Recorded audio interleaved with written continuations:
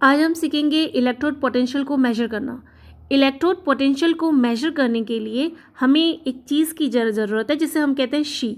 यहाँ पे शी का फुल फॉर्म होता है स्टैंडर्ड हाइड्रोजन इलेक्ट्रोड, और यहाँ पे ये as a reference electrode use होता है।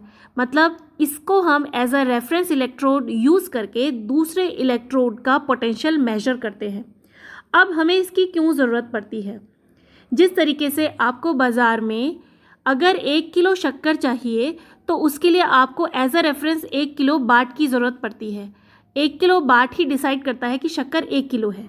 इसी तरीके से शी जो कि स्टैंडर्ड हाइड्रोजन इलेक्ट्रोड है वो ये डिसाइड करता है कि आपका इलेक्ट्रोड पोटेंशियल कितना है। तो इसके लिए आप जिस तरह आपको 1 किलो बाट का मेजरमेंट पता था उसी तरीके से हाइड्रोजन का भी पता होना चाहिए, क्योंकि वो एज अ रेफरेंस यूज़ करना है आपको। तो आर्बिट्रेटली ये कहें बाय कन्वेंशन का मतलब ऐसे ही साइंस केमिस्ट्री में मान लिया गया है कि जो स्टैंडर्ड हाइड्रोजन इलेक्ट्रोड होता है हाइड्रोजन का, उसका पोटेंशियल 0 होता है। तो कहने का मतलब है आपको पता है कि इलेक्ट्रोड पोटेंशियल जो है हाइड्रोजन इलेक्ट्रोड का वो कितना है, 0.0 वोल्ट। तो ये आपको याद करना है, और ये एग्जाम्स में नहीं दिया जाता, ये आपको बाय कन्वेंशन ही होता है और आपको इसे लर्न करना होता है। अब बात ये होती है कि ये जो शी होता है आपका, ये जो हाइड्रोजन इलेक्ट्रोड है ये कैसा होता है। तो बच्चों ये जो हाइड्रोजन इलेक्ट्रोड होता है इसमें क्योंकि इसका नाम स्टैंडर्ड है तो सारी कंडीशन सबसे पहले देख लो, स्टैंडर्ड होनी चाहिए। इस बीकर में स्टैंडर्ड इलेक्ट्रोलाइट भरा होना चाहिए जो कि HCl है यहाँ पर, और उसका कंसनट्रेशन 1 mm आपको दिख भी रहा होगा। इसके अलावा यहाँ पे जो गैस छोड़ी जा रही है वो हाइड्रोजन है, जिसको प्रेशर जो है वो 1 बार प्रेशर से अंदर आ रही है, क्योंकि 1 बार स्टैंडर्ड प्रेशर है।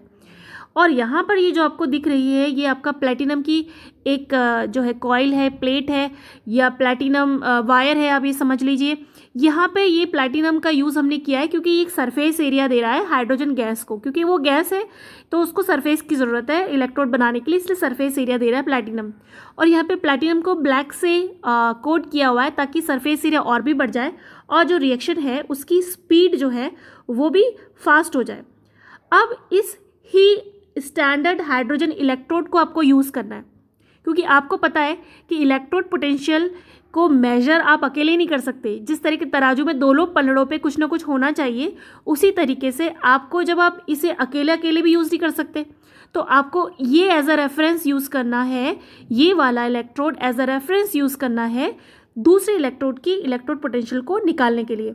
उसके लिए आप इसको किस में जोड़ दोगे, दूसरे में। जैसे आपको कॉपर का निकालना है तो आप क्या करोगे बच्चों, अगर आपको कॉपर का निकालना है तो आप यहाँ पर क्या करोगे, कॉपर का इलेक्ट्रोड रखोगे और वहाँ से इसको ज्वाइन करोगे, यहाँ पे वोल्टामीटर लगाओगे, जो भी रीडिंग आएगी वो आपको कॉपर का जो है इलेक्ट्रो पोटेंशियल बता देगा, क्योंकि इसका तो 0 है। तो हम एक दूसरी वीडियो में देखते हैं कि हम उसे कैसे फाइंड आउट करेंगे।